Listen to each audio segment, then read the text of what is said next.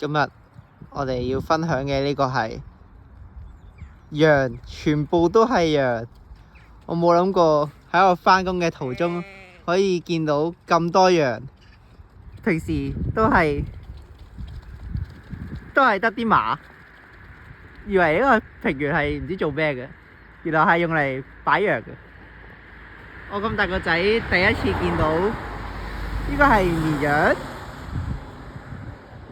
我學呢個 Louis 唱一首羊全部都是羊先。羊全部都是羊，羊全部都是羊。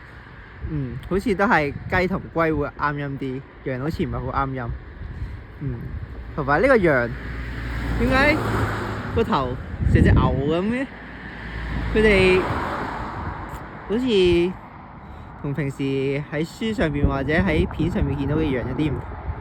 等我返去查下佢係一個咩羊先。但係我諗應該係綿羊嚟嘅。